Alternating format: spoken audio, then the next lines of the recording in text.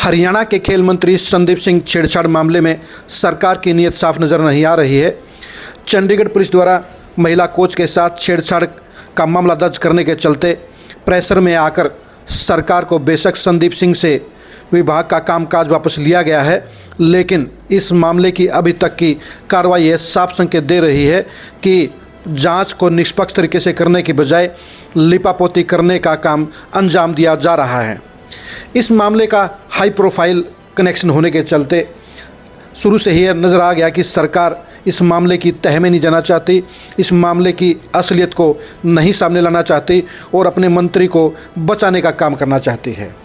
CM Manohar Lal Khattar बेशक बड़े बड़े दावे करते आए हैं, बेशक वे बेटियों की सुरक्षा के लिए, बेटियों की शिक्षा के लिए कई योजनाएं चलाने के हिमायती रहे हैं, लेकिन संदीप सिंह छेड़छाड़ मामले में साफ हो गया है कि सरकार इस मामले में बेटी का साथ देने के बजाय मंत्री का साथ दे रही है।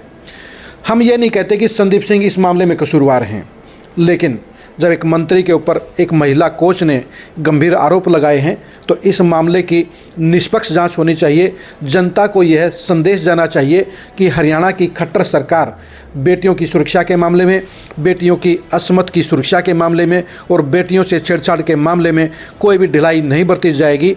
चाहे कितना भी कोई रसूखदार इंसान क्यों न हो, सरकार उसके खिलाफ कड़ा एक्शन लेगी।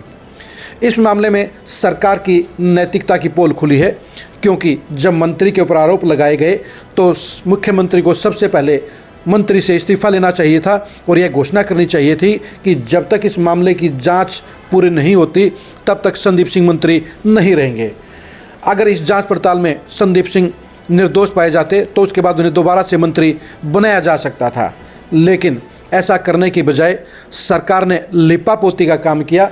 सबसे पहले सरकार ने अपनी तरफ से एसआईटी बनाने की घोषणा की, जबकि उस एसआईटी का कानूनी तौर पर कोई महत्व नहीं है, क्योंकि मामला चंडीगढ़ का है, चंडीगढ़ पुलिस ने मामला दर्ज किया गया है। ऐसे में जांच पड़ताल चंडीगढ़ पुलिस ही कर सकती है।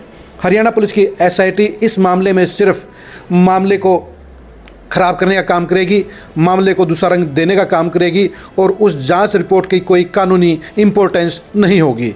यानी वो सिर्फ समय बर्बादी की कवायद है, वो जनता की आंखों में धूल झोंकने की कवायद है और इस मामले की तह में जाने की बजाय मामले को निपटाने की कवायद कही जाएगी। संदीप सिंह के मामले को बेहतर तरीके से सीएम मनोहर लाल खट्टर हैंडल कर सकते थे। इस मामले के जरिए खट्टर यह संदेश दे सकते थे कि वे हरियाणा में सबसे अलग तरह के मुख्यमंत्री हैं।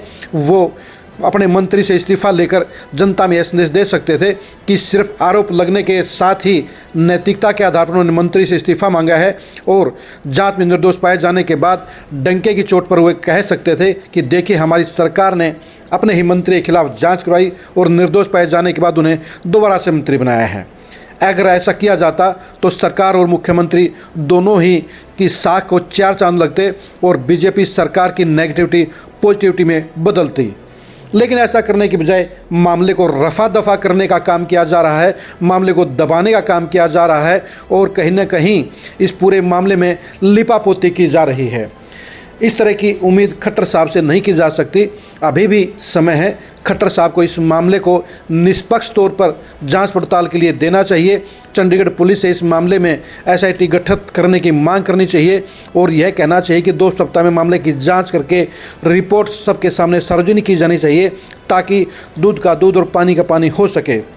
अब देखने की बात यह है कि खट्टर सरकार अपनी गलती को सुधारने का काम करती है या अपनी गलती पर पर्दा डालने का काम जारी रखता है।